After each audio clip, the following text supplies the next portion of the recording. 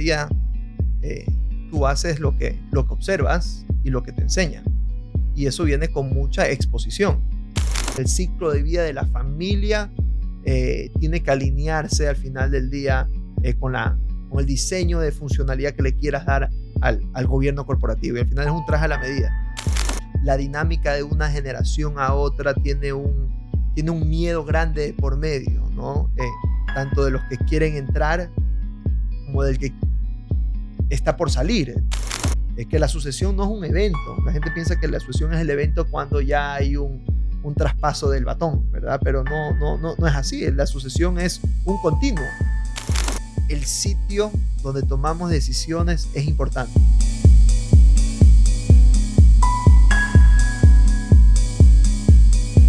Rafael, qué gusto tenerte en este nuevo episodio de Empresario 360. Realmente vamos a conversar de un tema que nos atañe a todas las empresas, grupos empresariales, legado, trascendencia, propósito, cómo construir una empresa que perdure en el largo plazo. Dentro de las estadísticas y que son muy dramáticas está la supervivencia de las empresas a lo largo de las diferentes etapas que van pasando y la situación se vuelve más crítica cuando pasan hacia las nuevas generaciones. Bienvenido a este capítulo, Rafael. Un gusto conversar contigo. No, el honor y el gusto es mío, Alfredo. Muchas gracias por la invitación. Rafael, para irnos poniendo en contexto y entrando en materia, cuéntanos sobre tu grupo empresarial, qué tipo de empresas tienen, cuál es la trayectoria que han cumplido hasta aquí. Y cómo así de una empresa que es agrícola, industrial, decides entrar en un tema totalmente diferente a la parte de consultoría, servicios, donde más bien te enfocas en la permanencia de los negocios. Bueno, primero que nada, gracias por la pregunta. Me invitas a una reflexión personalísima, pero que la comparto con muchísimo orgullo y con muchísimo gusto. El grupo WON o el holding de Favorita es un grupo familiar de segunda, tercera generación, perdón, de primera, segunda y tercera generación. La matriarca aún nos acompaña y aún lidera desde la parte emocional el grupo humano del que somos parte. eh, y eso tiene unas implicaciones sumamente ricas, ¿no? En todo el sistema de la empresa familiar. Es un grupo muy diversificado, estamos en distintas industrias, desde la agroexportación, puertos, lácteos, forestal, empaques. Entonces, el mérito de la primera y la segunda generación de formar algo importante y algo que se ha desarrollado en distintas áreas es sin duda una gran responsabilidad que asumimos nosotros también como la tercera generación, ¿no? El fundador siempre tiene el reto de crecer, la segunda generación tiene el reto de consolidar y la tercera generación tiene el reto de sostener, ¿no? Y al final del día sostener para esa misma visión de largo plazo, ¿no? Y ese mismo enfoque de generar trascendencia con valor. Tuviste dentro de este camino que ha transitado el grupo, seguramente tuviste la oportunidad de niño de visitar las fincas, las haciendas. Y es típico que en estas visitas te vayan contando anécdotas del fundador, anécdotas propias del fundador, que tiene motivaciones particulares cuando decide arrancar un grupo familiar. De esas vivencias, Rafael, ¿cuáles aquellas que las tienes marcada en tu piel y que tú dices, a pesar de que las escuché siendo un niño, se convirtieron en verdaderas lecciones empresariales que nos puedas compartir? Y es muy peculiar, ¿no? Porque cuando hablamos del fundador de Segundo Wong, eh, hablas mucho de las lecciones que él dejó a un sinnúmero de personas, ¿no? Y todas muy respetadas. Entonces, hasta el día de hoy no hay conversación que no tenga con miembros del network que lidero, empresarios, colaboradores de distintas áreas que no tengan, y antiguos, ¿no? Que no tengan una perla de enseñanza de lo que fue mi abuelo. y al final del día todo guarda una misma coherencia, ¿no? De lo que yo mismo pude percibir y vivir y convivir con él, ¿no? Él murió cuando yo tenía 11, 12 años, pero tuve la dicha de compartir con él muchos fines de semana, o casi todos los fines de semana de cuando yo era niño, y en el sentido de que él los jueves partía a la hacienda y se quedaba hasta el domingo, y nosotros lo acompañábamos desde el viernes hasta el domingo. Y ahí nació mi pasión por la ganadería, ¿no? Y ahí nació también mi pasión por las personas. Era una persona muy humanista, muy cercana a las personas, muy empática, eh, con todo tipo de personas, desde presidentes hasta el más humilde de los colaboradores, ¿no? El trato por igual a la persona como persona, para mí es una de las grandes lecciones que tengo de mi abuelo, ¿no? Y creo que es parte del ADN que tenemos nosotros también como empresarios, ¿no? Esa, ese sentido de humildad de nuestros orígenes, pero también ese sentido de poder conectar con, con distintos tipos de personas, ¿no? Al final, las empresas están formadas por personas, ¿no? Y eso es lo que se llama parte propia de la cultura empresarial. Entonces, esas son las anécdotas que más recuerdas, esa conexión, ese trato El trato con personal. los vaqueros, y luego el trato con los empresarios, con los ganaderos, era el mismo, ¿no? Y esa carisma y ese candor en sus relaciones, para mí es el mejor ejemplo y el mejor regalo que pude haber recibido de mi abuelo. ¿Cómo, Rafael, a lo largo ya de tu carrera profesional, arrancando y viendo este trato en una empresa que está más dedicada a lo que es la parte de agricultura, ganadería, hacia la parte industrial, tienen compañías industriales? ¿Cómo haces el cambio para decir, sabes que yo quiero dedicarme a aportar desde mi experiencia personal, ya sea una parte de gobernanza y de legado que hoy tienen las empresas y que sin lugar a dudas es parte importantísima de lo que quiere un empresario cuando forma una empresa o un grupo empresarial? Siempre he tenido yo un estímulo intelectual de múltiples disciplinas. Y al final del día creo que he encontrado mi propósito de vida porque cuando trabajas con familias y trabajas con familias empresarias, familias que hacen empresa, el abanico de temas con las que tratas y con los que te enfrentas son muy distintos, ¿no? Yo estudié leyes de carrera, pero luego toda mi carrera, digamos que profesional, la hice en la ganadería, pero dentro de un entorno corporativo.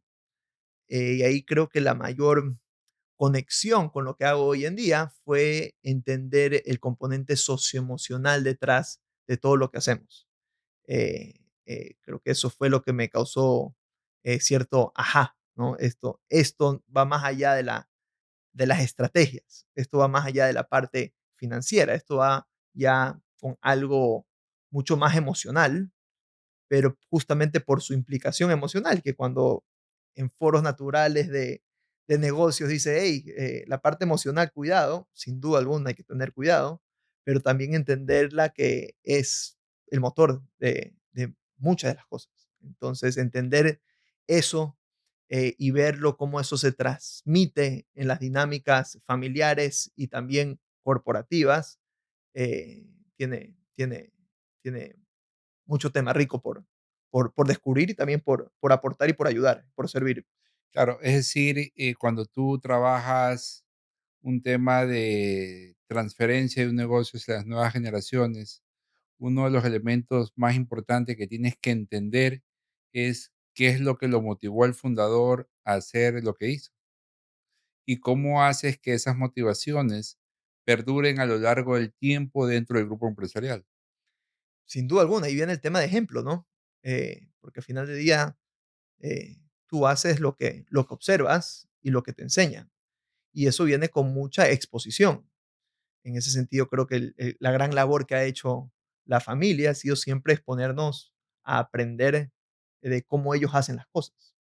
y desde muy pequeños. Entonces, creo que esa es la forma de luego cohesionar con un propósito de largo plazo, más allá de los desafíos que uno pueda encontrarse en el corto y en el mediano plazo, ¿no? Al final del día, el secreto está en creer que hay un sueño compartido y que ese sueño compartido tiene un espíritu de trascendencia y que sirve al final del día no solo a la familia, sino a un grupo más extenso de intereses.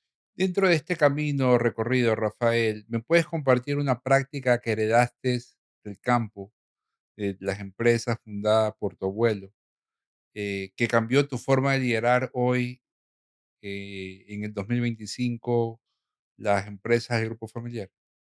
Sí, y ahí viene otro tema que lo conecto con lo que hago hoy en día, ¿no? O sea, el tema de la ganadería es un negocio sumamente complejo. En la ganadería tú estás trabajando con eh, temas biológicos, los animales, las plantas, los pastos, el clima, las personas. Entonces, no tienes una forma lineal de poder gestionar las cosas. Hay todo un tema técnico, pero más allá de lo técnico es poder entender una forma sistémica, la forma en que quieres tú eh, producir y cosechar al final del día productos lácteos, ¿no? Entonces, al final del día a la vaca hay que ordeñarla, ¿no? Y para eso requiere toda una disciplina, ¿no? Y una disciplina eh, y una disciplina rutinaria. O sea, la vaca tú no le puedes cambiar la rutina porque luego se te complican muchas otras cosas, de tal forma que tienes que tener todo el setup preparado para que esa rutina sea productiva. Entonces, esa disciplina del campo y esa asociación sistémica con otros factores, creo que ha sido el mayor aprendizaje para lo que hago hoy en día, ¿no? Al final del día también cuando trabajas con empresas familiares, este tema del pensamiento sistémico, ¿verdad? De poder relacionar cosas que por sí tú pensarías que no están relacionadas, pero luego haciendo una investigación profunda te encuentras con patrones familiares que se repiten en entornos corporativos y que no hay una solución lineal que adoptar, sino más bien una paradoja que atender. Entonces, ¿cómo gestionamos esto desde una funcionalidad, ¿no? Y eso un poquito es el arte de gobernar también, ¿no? Entonces, en ese arte de gobernar, ¿cómo asesoras entendiendo esas implicaciones y esas dinámicas? Requiere mucho pensamiento sistémico y eso para mí la agricultura y la ganadería tiene mucho. Qué bueno lo que nos compartes, y también dentro de este pensamiento hay muchos mitos, y muchos mitos que hay que romper, ¿no? ¿Cuáles son esos mitos que rompiste al gestionar hoy las empresas familiares, y que los tomaste en ese trabajo del día a día con ganaderos dentro de las compañías del grupo familiar? Sí, o sea, mitos, mitos hay muchos, ¿verdad? Y por lo general los mitos vienen con una implicación de miedo. Uy, y genera morbo siempre. Las empresas familiares. Hoy, ayer estaba leyendo las noticias del grupo textil español Mango, ¿no? Donde el hijo se ve implicado en una conjetura y una conspiración de muerte del padre, ¿verdad? Entonces, todos estos temas, ¿no? Hay series, Succession, ¿no? Hay muchos temas alrededor de esto y todas tienen una tónica del miedo.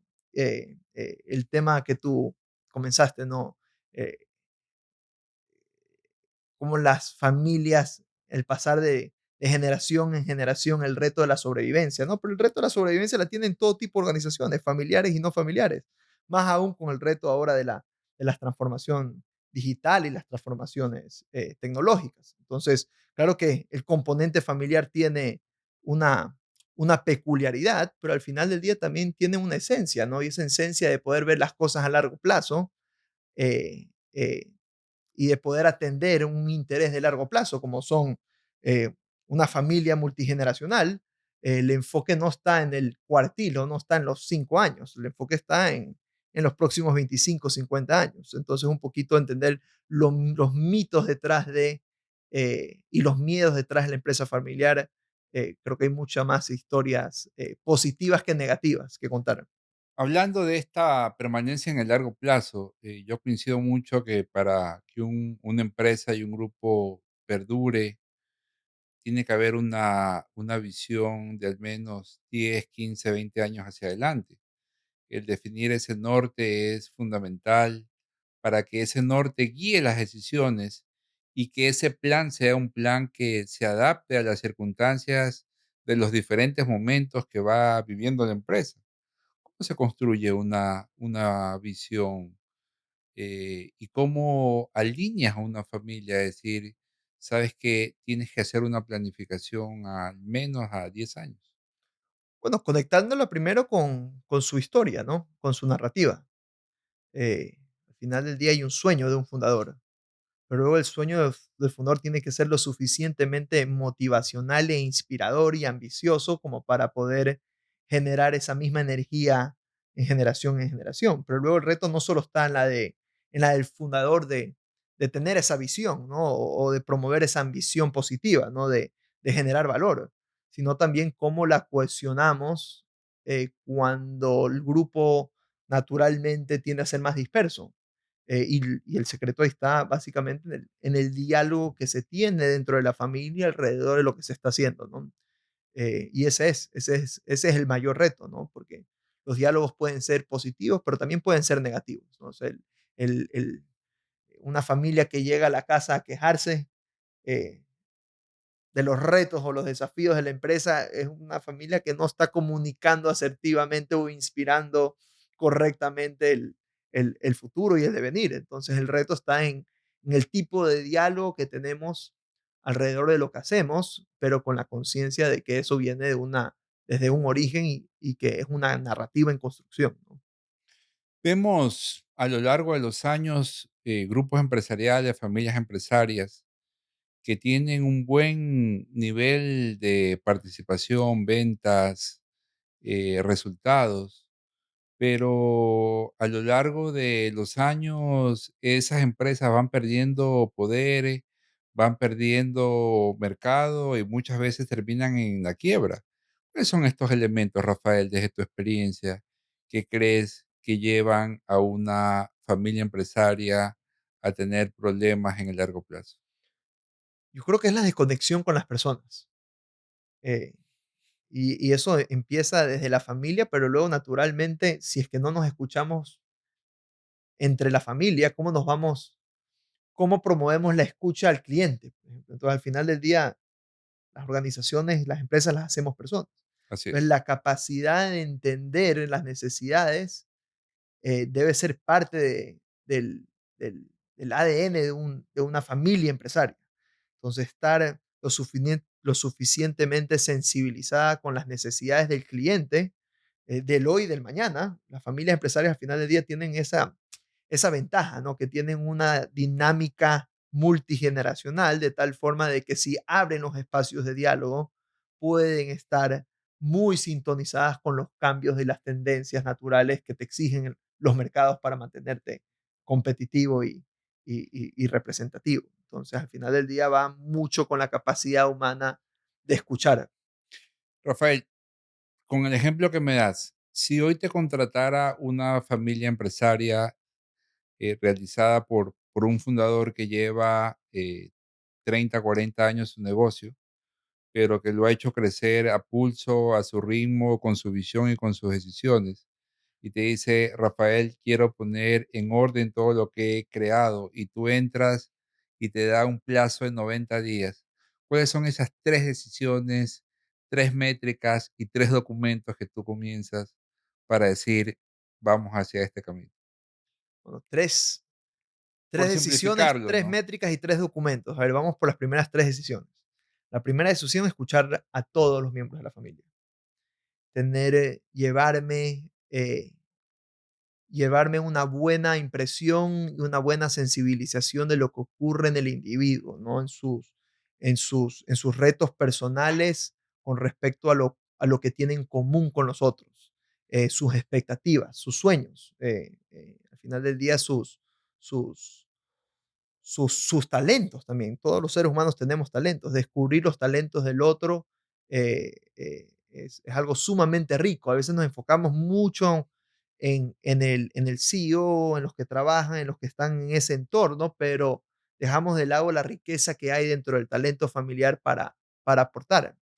Entonces, escuchar a todos los miembros, llevarme una idea de la narrativa personal de los miembros y luego construir junto a la familia una narrativa colectiva del origen al presente. La segunda sería construir un sueño compartido. Seguramente ya hay un sueño, puede estar en la cabeza del Del fundador, fundador, pero así es. cómo trasladar ese sueño y hacerlo colectivo con la Todos los voz, con el miembros, interés de todos los miembros, así es. viene por justamente, ¿no? Generar esa narrativa colectiva de origen a presente y luego ese sueño compartido de presente a futuro.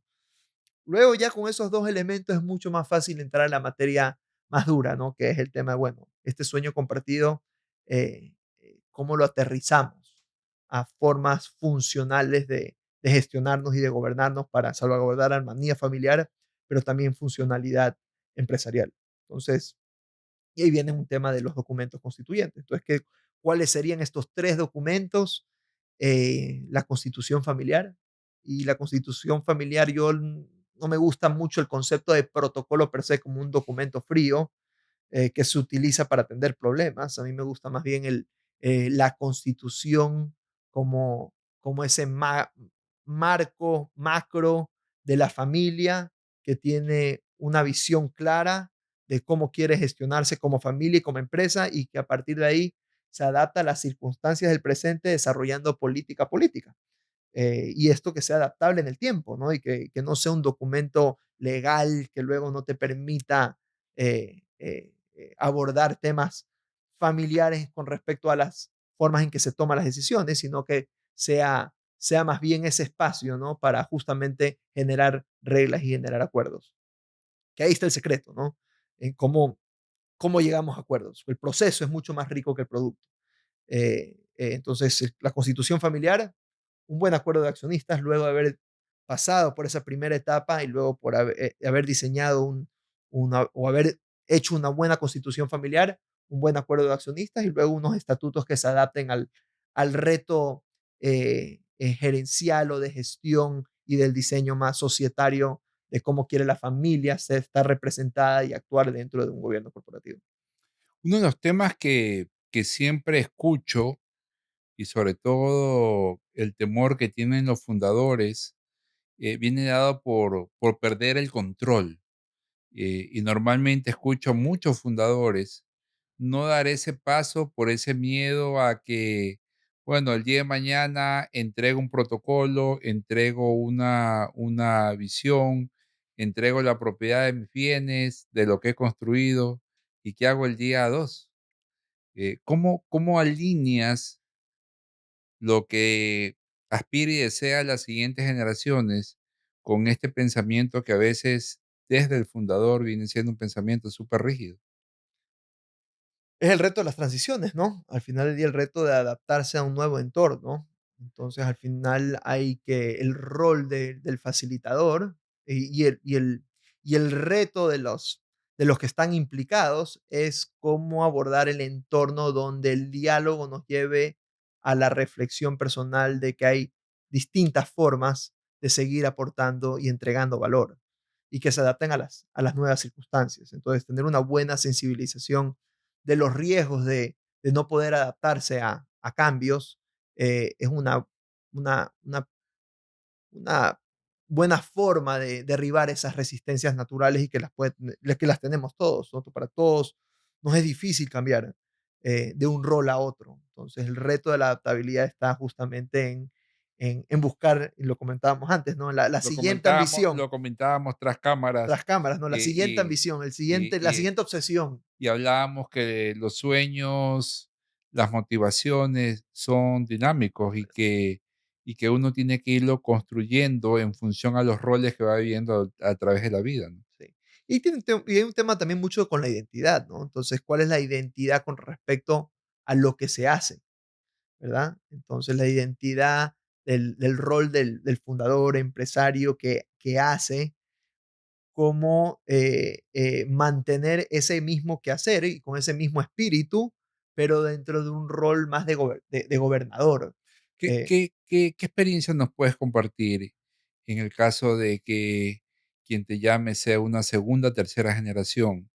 Se sientan con el patriarca fundador y te dice: "No me interesa lo que estás planteando, yo voy a mandar hasta el último día en que viva". ¿Cómo transitas ese momento? ¿Cómo lo manejas? Porque pasa, yo creo que ahí viene mucho, eso pasa. Al pasa, final uno pasa, también elige su cliente, ¿no? Entonces, pasa. habrá clientes difíciles en ese sentido, ¿no? Porque la dinámica de una generación a otra tiene un miedo grande de por medio, ¿no? Tanto de los que quieren entrar como del que está por salir. Entonces, eso toca muchas sensibilidades de los individuos, ¿no? Que están implicados en esa transición. Entonces, al final del día, creo que un buen facilitador primero entra en el mundo de esas personas, del fundador y de los sucesores, y va preparando el terreno, adecuando el terreno para construir diálogo y una visión al final de futuro donde confluyan los intereses de las partes, ¿no? Entonces, eso es un poquito el arte alrededor de esas resistencias que van a ocurrir, ¿no? Y sí, pero Así es. Otro tema que también veo mucho en el día a día es que se piensa que cuando tú te llenas de protocolos, estatutos, sistemas de funcionamiento, eso le quita flexibilidad y le quita agilidad a los negocios. ¿Cómo hacer que eso no pase y cómo bajar esa estrategia de la familia al CEO en el caso que ya sea una familia que esté súper estructurada con un plano ejecutivo que ayuda en la gestión de las empresas? sí, siempre hay el miedo de burocratizar las decisiones y de perder agilidad, ¿no? Pero si es que ya hay una problemática en cuanto a las dinámicas alrededor de la toma de decisión, ¿cuáles son los riesgos de seguir manteniendo esas dinámicas?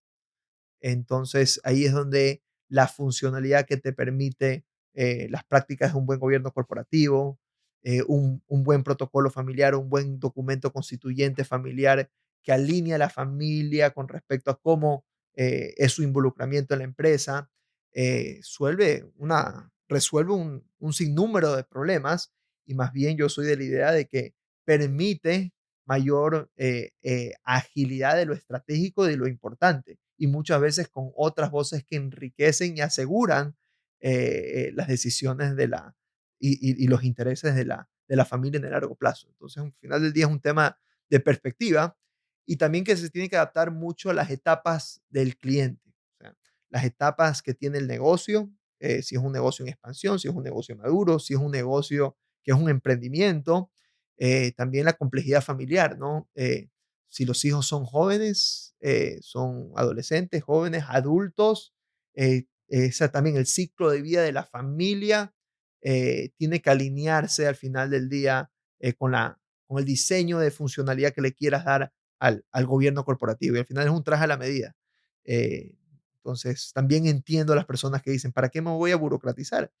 Eh, Claro, eh, es un tema que lo escucho, ¿no? entonces, cuando me dicen, sí, me quiero burocratizar y quiero gobierno corporativo, y tú estás en una etapa temprana, más bien trabajemos cosas algo más como la narrativa, la visión, mi aporte es más on-off en ese sentido, que entrar a algo más institucionalizado, ¿no?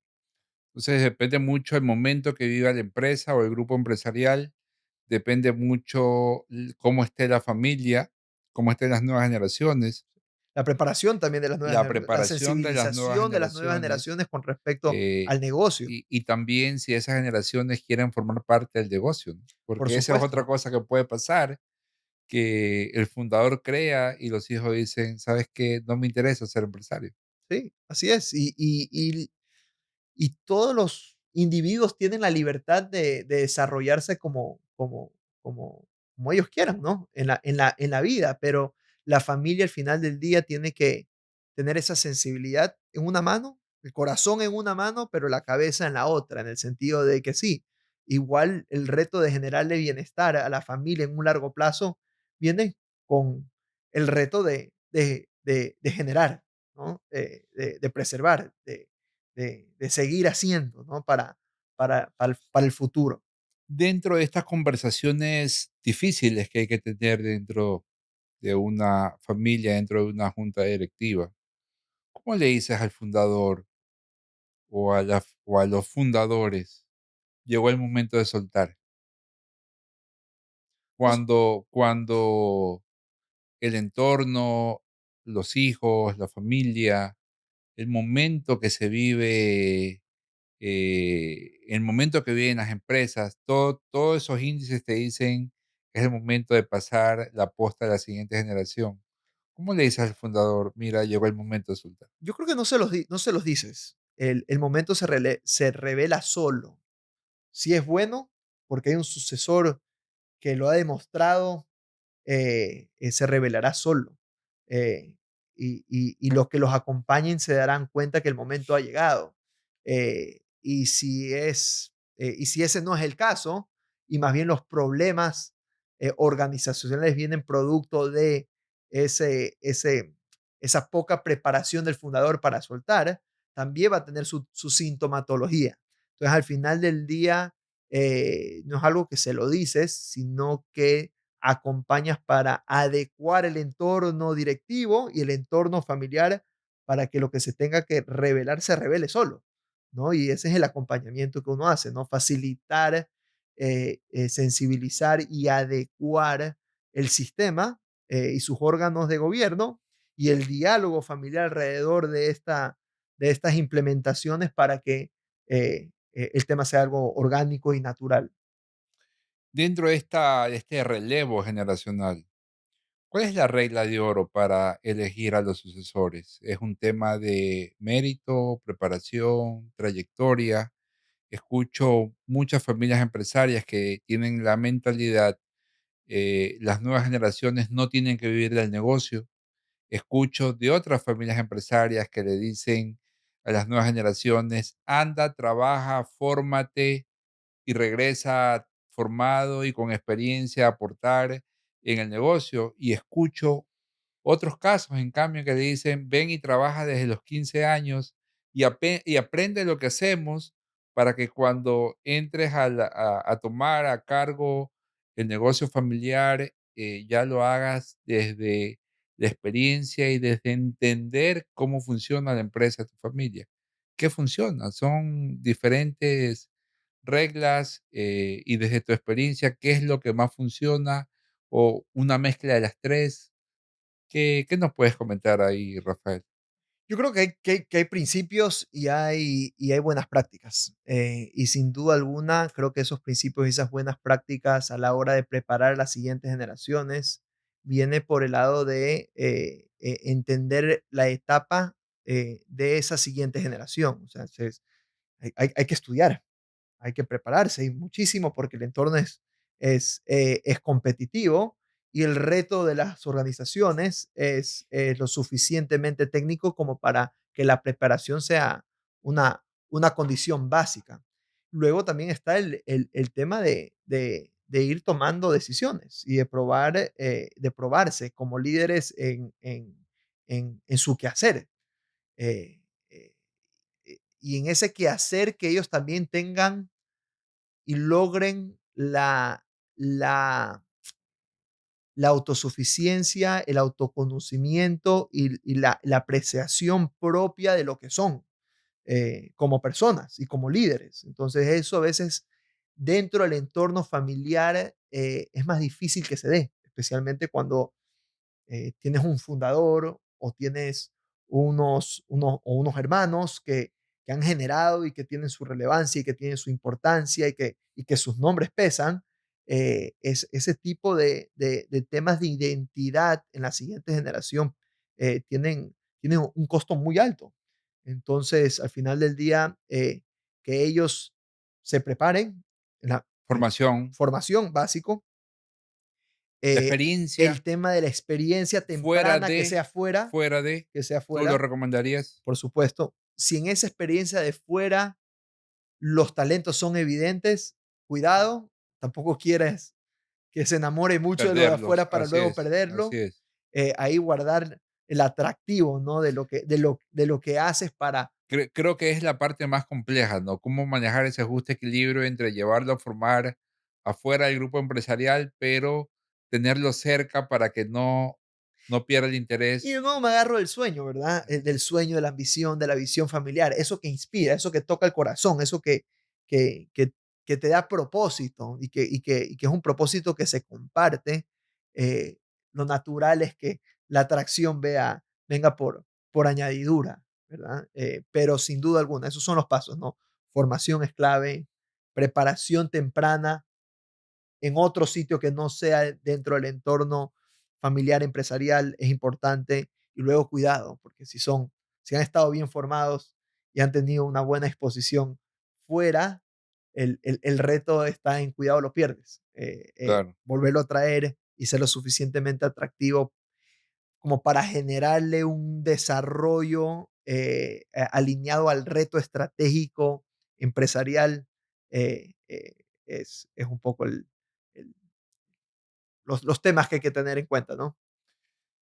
dentro de la sucesión, y es un tema que también lo he vivido en algunas empresas, llega la nueva generación, y bueno, siempre hay ese periodo de adaptabilidad donde tú dices, tienes cierto plazo en el que mientras se adapte, mientras vaya tomando el feeling a las cosas, a veces los resultados caen y las empresas sienten este cambio.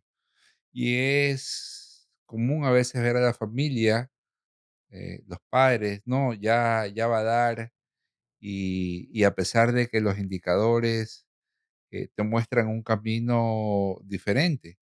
Desde tu experiencia, ¿cuáles son esos indicadores que revelan de que las cosas no van muy bien en una sucesión, a pesar de que la familia diga las cosas están bien y en el mediano plazo los resultados van a darse?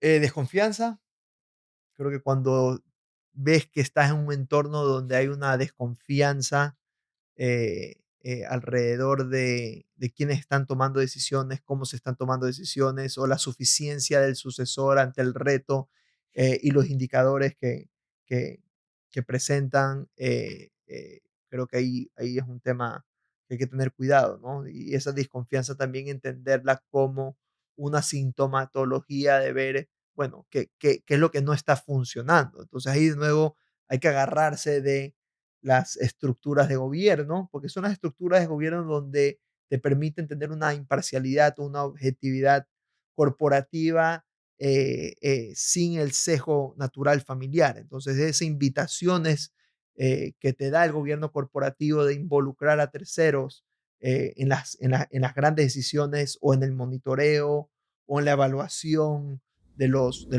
miembros de la familia, al final del día termina siendo un salvavidas. En un entorno cambiante, tomar decisiones fiscales inteligentes es clave. Andersen Ecuador te brinda asesoría legal y tributaria de clase mundial. Descubre lo que ellos pueden hacer por ti y transforma positivamente tu gestión de impuestos. Visítanos ya mismo en s.andersen.com.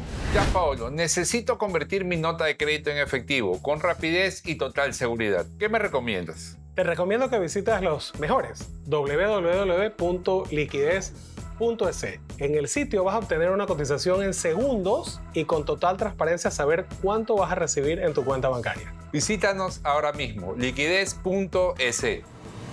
Entonces, clave tener dentro de la estructura de toma de decisiones un gobierno externo que aporte a la familia en la orientación y gestión de su negocio. Correcto. Y especialmente no solo del negocio, sino en el negocio cuando está en una etapa de transición donde la sucesión ya es un tema a gestionar. Claro, y dentro de estos casos de éxito que has tenido, Rafael, en una transición, ¿qué nos puedes compartir como aquellos factores replicables que hacen que una transición sea exitosa? Primero, preparación. O sea, si me pongo en el punto, en la posición de los familiares que están siendo responsables del diseño oportuno de la gobernanza es qué tan preparados estamos para transitar esa etapa. Y esa etapa tiene que ser previa al momento de la sucesión, de tal forma de que cuando la sucesión eh, administrativa de gestión, peor aún, patrimonial, de una generación a otra a causa de otros gatilladores de la vida, como puede ser un divorcio, como puede ser La pérdida de un una familiar. pérdida de un familiar, tener en cuenta, ¿no? Todos estos riesgos, mapear esos riesgos, preparar bien el terreno de la gobernanza para luego poder atender la situación de la sucesión. Es que la sucesión no es un evento. La gente piensa que la sucesión es el evento cuando ya hay un traspaso del batón, ¿verdad? Pero no es así. La sucesión es un continuo. Y como es un continuo, la preparación y la adaptabilidad son las dos aristas del evento, ¿no? Del evento final. Pero que el evento final, cuando ocurre, luego se abre otro proceso. Entonces, al final del día, la sucesión es un continuo, no es un evento en específico. Y ¿Y, como es un continuo, hay que preparar el entorno para que esto sea de una forma exitosa. y cuándo empezar esa preparación? ¿Qué recomiendas ahí a las empresas? Porque toda empresa empieza siendo un emprendimiento, ese emprendimiento crece, crece a un tamaño de... ¿Cuándo es el momento de decir, sabes que tengo que comenzar a pensar en esto y tengo que empezar ya a ver qué voy a hacer con lo que he construido? ¿Cuándo es el momento? El momento es hoy. O sea, si tú me preguntas y si a la audiencia que está escuchando esa pregunta es, soy fundador, soy empresario, ¿cuándo empiezo? Es bueno, si estás en un reto de crecimiento, el reto de crecimiento seguramente va a venir acompañado de un reto de organización.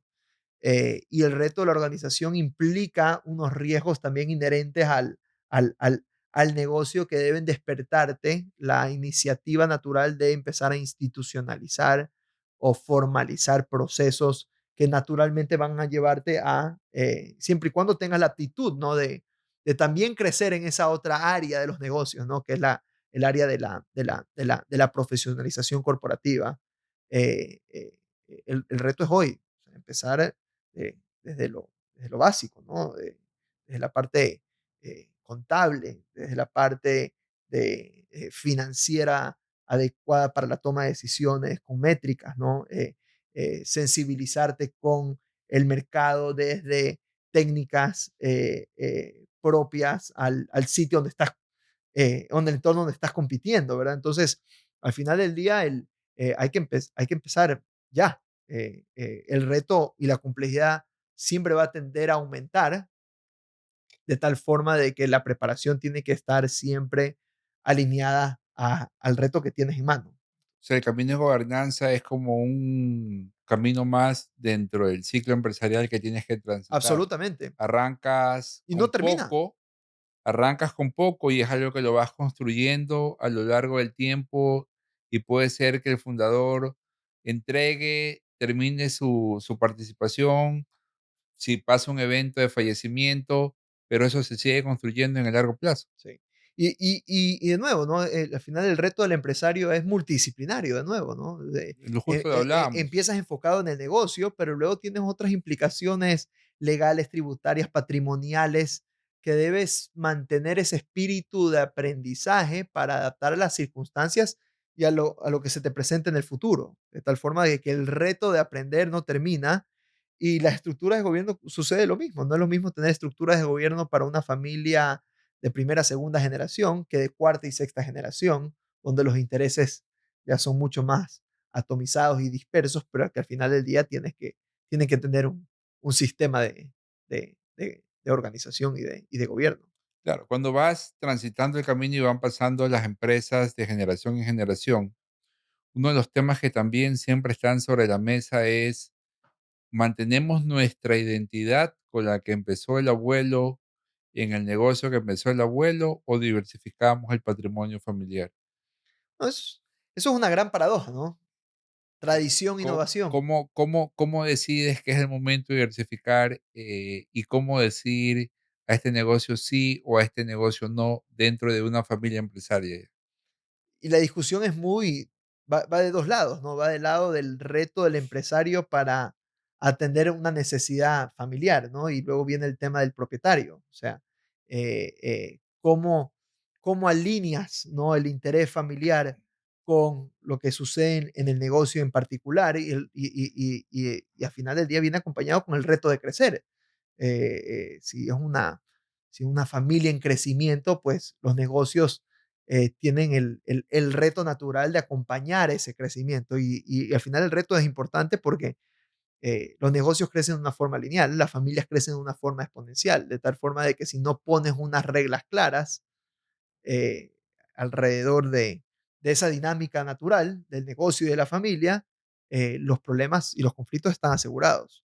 Pero claro, tú me preguntas eh, cómo, cómo saber cuándo tengo que diversificar. Bueno, tú mismo lo sabrás en función de lo que quieres atender para tus seres más queridos, para tus seres más Y cercanos. mucho va ahí de la mano también en, cuál es el nivel y el apetito que tiene la familia en relación al riesgo, ¿no?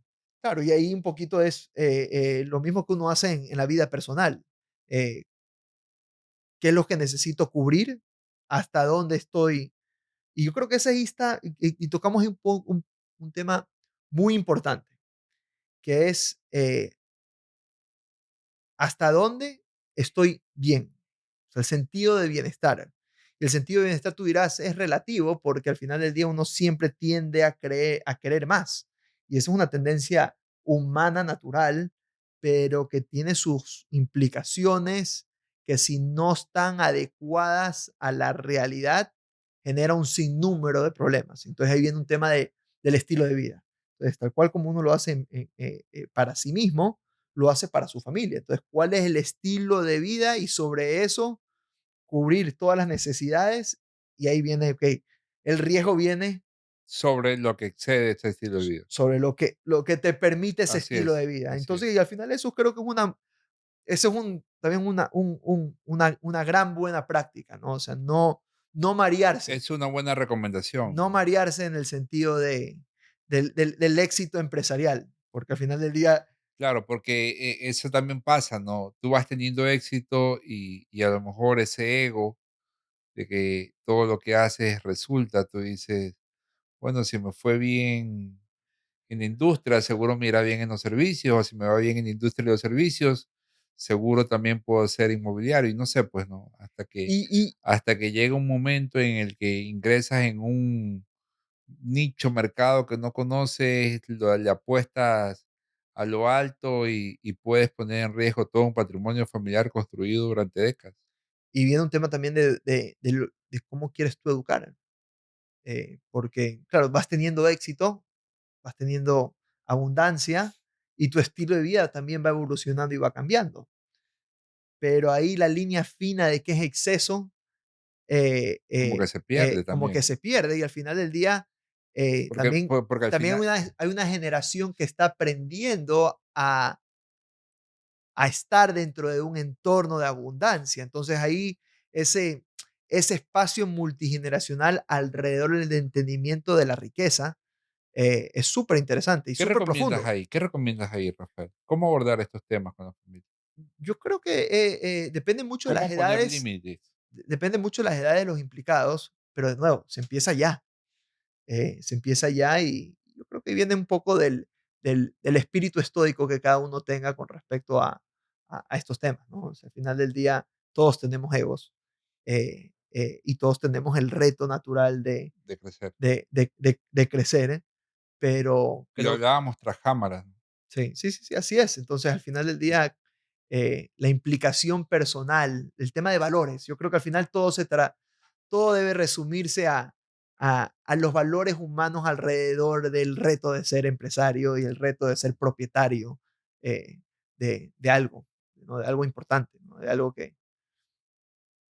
Otra de las cosas que también siempre lo escucho, llevo cerca de 30 años en consultoría y he conversado con muchos empresarios y familias empresarios. Y algo, una teoría que también he escuchado de manera reiterativa es a los hijos no hay que decirle todo lo que los papás vamos construyendo, y que más bien se creen bajo la filosofía de austeridad, de vivir muy por debajo de las posibilidades y que cuando crezcan se enteren de lo que los padres o el papá construyó.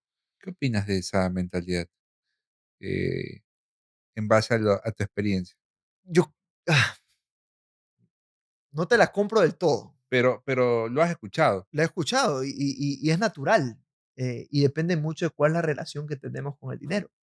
Entonces, también es una experiencia muy personal que luego la queremos traducir a una siguiente generación, pero la experiencia de la siguiente generación es completamente distinta a tu experiencia personal. Entonces, sucede mucho. Fundador que viene de la escasez, sufre las consecuencias de la escasez y cuando el éxito lo lleva a un entorno de abundancia, lo natural es cubrir todo lo que él no tuvo. Y más aún cuando esto tiene unas implicaciones también de tiempo.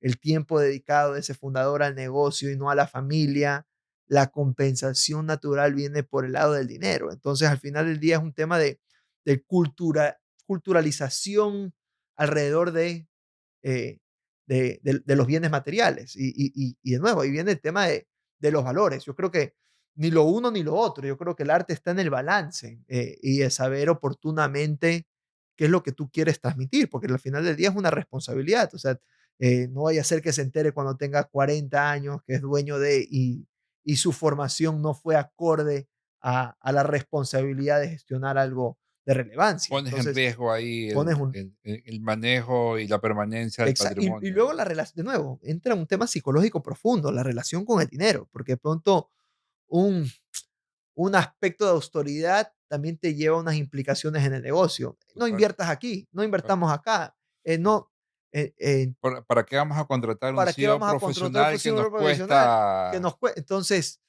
el tema es sumamente profundo, sumamente psicológico e interesantísimo alrededor de las sensibilidades dentro de un mundo de riqueza. Entonces, tu recomendación sería, tengamos esa conversación abierta desde el día uno. Desde el día uno y teniendo en consideración lo principal, los valores humanos. Creo que son los valores humanos los que nos permiten mitigar los riesgos del ego. Entonces, anclarse siempre en los valores. Tocaste un tema importante también, Rafael. Hablaste de el esfuerzo que hace el fundador. Y cuando hablo con fundadores, son esfuerzos de décadas hechos a tiempo completo, 24/7, 7 días a la semana, de lunes a domingo, jornadas de 16, 18 horas. Y eso va creando cierto nivel de resentimiento a veces en las nuevas generaciones. Y lo he escuchado. Viajábamos en el viaje familiar y el papá no estaba. Era un evento importante y el papá no estaba. ¿Cómo romper esos conflictos familiares que se van generando producto de estos resentimientos que van pasando porque el fundador tuvo que hacerlo de esa manera para construir y lo que se construye, lo poco mucho? Y tocas un tema sumamente crítico y que toca la vida de las personas. El tema de la ausencia de un padre, eh, el reconocimiento de un padre puede generar conflictos de por vida y que a veces no acaban de la mejor forma. Eso puede ser orígenes de adicciones, de suicidios, de malos entendimientos dentro también de su misma generación y hermanos. Entonces, si hay fundadores, ¿verdad?, que nos están escuchando, el tema, ¿no?, de balancear correctamente la familia con la empresa es importante, ¿no? Claro, tú dices, sí, pero el empresario está construyendo y está ensimismado en su ambición personal. Creo que viene también un poco el diálogo que hay alrededor de eso dentro de la familia, ¿no? Porque puede ser también cargado de valores. Y de pronto esa ausencia del padre se compensa con la forma que él comunica todo lo que está haciendo y para qué lo está haciendo.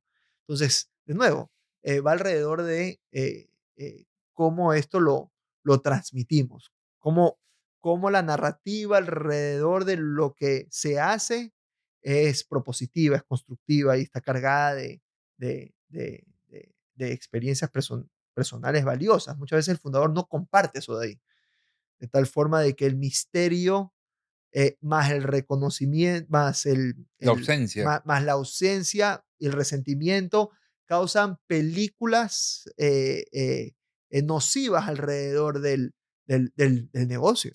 Claro, y si ya estoy en ese momento, si estamos ¿No?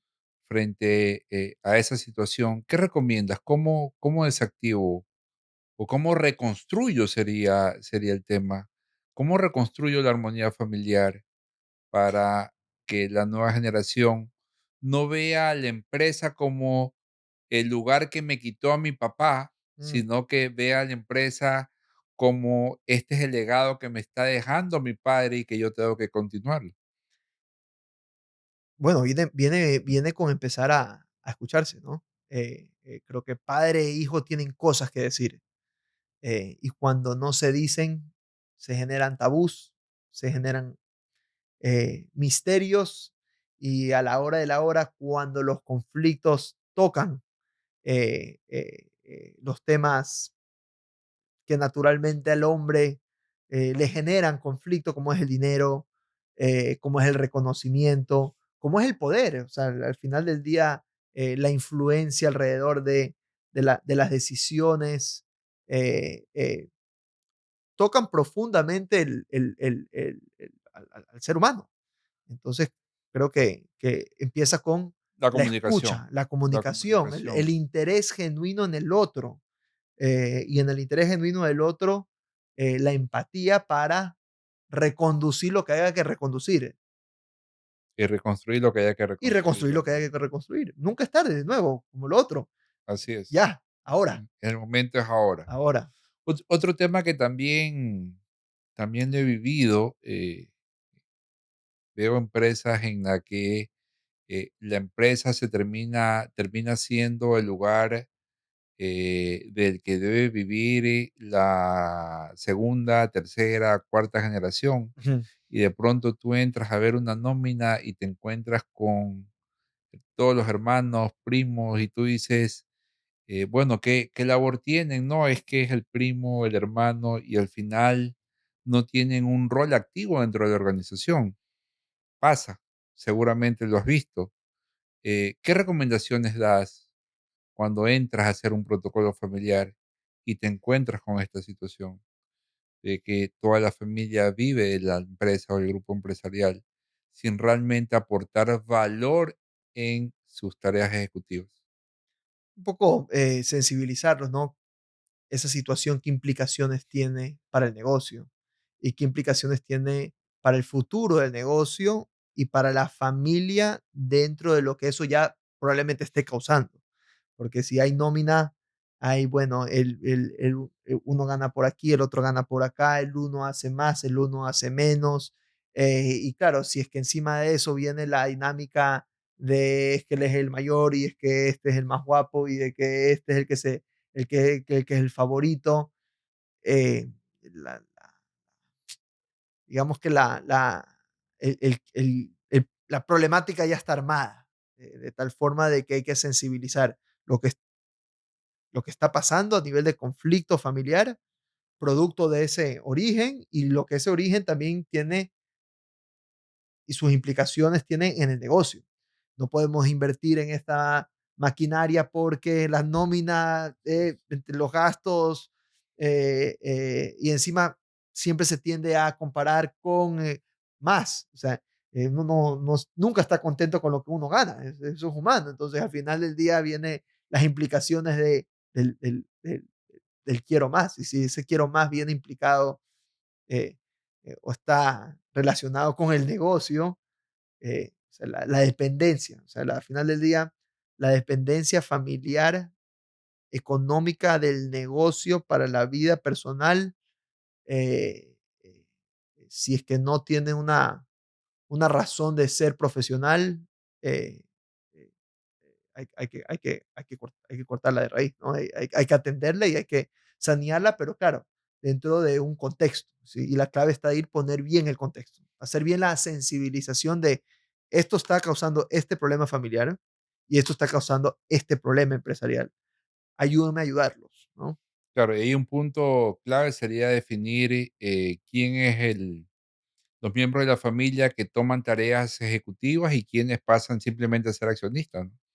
Así es, así es. Pero es una de las partes más complejas Sí, y al final del en la día gestión de la familia. y al final del día eso puede tener también unas formas preventivas de hacerlo antes de que lleguen a, que es Protocolos eh, familiares. más, antes que el protocolo familiar. A ver, hay que promover la excelencia y la formación en función de los talentos personalísimos de los miembros.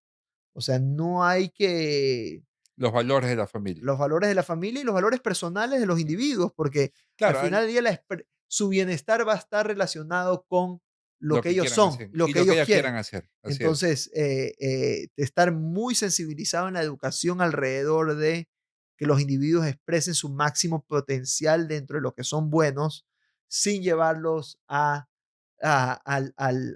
tema empresarial, que hay mucha tendencia en hacerlo, ¿no? Yo quiero que mi hijo es bueno comercial, va por acá, y él quiero que me acompañe por acá, y desde chiquitito los vas amoldando a algo y vas apagando su, Creatividad, su ¿no? creatividad, su esencia, su valor por entregar. Y eso puede tener implicaciones a los 30 40 años, donde la llamada del sentido te toca la puerta y todos estos años estás haciendo esto y tus sueños dónde están, ¿no? Entonces, ¿Te ha eh, tocado ver eso en tu sí, lo veo muchísimo en familias, muchísimo, muchísimo. otro tema que también veo en el día a día son la forma de toma de decisiones y los canales de comunicación que usan las familias.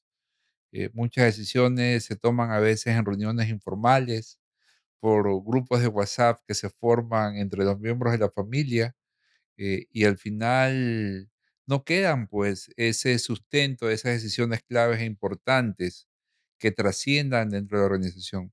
¿Cómo transformar estas decisiones que se toman en conversaciones informales a algo mucho más estructurado que permita llevar una cadencia en la toma de decisiones importantes del negocio? De acuerdo, es muy buena pregunta porque al final del día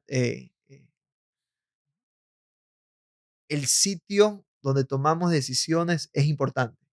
El foro donde tomamos decisiones es importante. Entonces, si es que mezclamos la mesa de directorio con la mesa de la cocina del domingo, estamos abriendo la puerta a la confusión de los roles, ¿verdad? Pero pasa, Y pasa. los veo. Entonces, el protocolo, la constitución familiar es el sitio donde uno logra llegar a unos acuerdos dentro de cómo vamos a tomar estas decisiones, bajo qué reglas vamos a tomar decisiones. Y dirás, sí, pero que me vas a poner reglas para ver cómo tomo decisiones dentro de la mesa de la cocina. Es, bueno, los temas de familia que tienen una implicación empresarial, pero que son de familia, está bien en la cocina, pero dentro de una agenda, con un objetivo, con unos puntos, con unas resoluciones, con un seguimiento, con un líder o con un responsable, tal cual como sucede en la mesa de los negocios. Entonces, al final del día es tener cierta disciplina para cuidar las dos cosas, a la empresa y cuidar la armonía y las relaciones de familia. Entonces, ahí un tema muy importante donde también es espacio de empoderamiento, muy rico. El liderazgo familiar suele recaer mucho en las madres, en las mujeres, y tienen un rol invisible, pero muy rico en el En la formación y en la funcionamiento de la formación. familia y en el funcionamiento de los negocios. Entonces, entrar por ahí en el interés familiar de que por ahí también hay un espacio de crecimiento personal con un impacto profundo en el negocio, es interesante, ¿no? Especialmente para los otros miembros que de pronto no trabajan en el negocio, pero que por el lado de la familia hay muchas otras iniciativas y formas de involucrarse con el negocio. Otro tema que también suelo escuchar a los líderes de las empresas, en la casa no se habla de negocios. Si vamos a hablar de negocio es en empresa. Si llegamos a la casa en una cena, no se habla de negocios. Y a veces tienes a las nuevas generaciones entusiasmadas queriendo compartir justamente esas experiencias del día a día en la cena de la noche y simplemente el padre te dice: "Aquí no se habla", y en lugar de generar una cercanía, generas un cierto resentimiento en las futuras generaciones. ¿Qué opinión te da eso? ¿Cuándo es el momento de abrir esa conversación y cuándo es el momento de pongamos pausa? Porque también, si vamos a pasar hablando de empresa, ¿dónde nos conocemos como familia, no? Sí, yo creo que ahí de nuevo, estar muy sensibilizado con el sitio, con el lugar, con el foro. Si estás en el entorno familiar, oye, es el entorno familiar. Y si eso está implicando ya Pero una pero pero dinámica, canalizarlo de alguna manera en el que no simplemente le dices un no,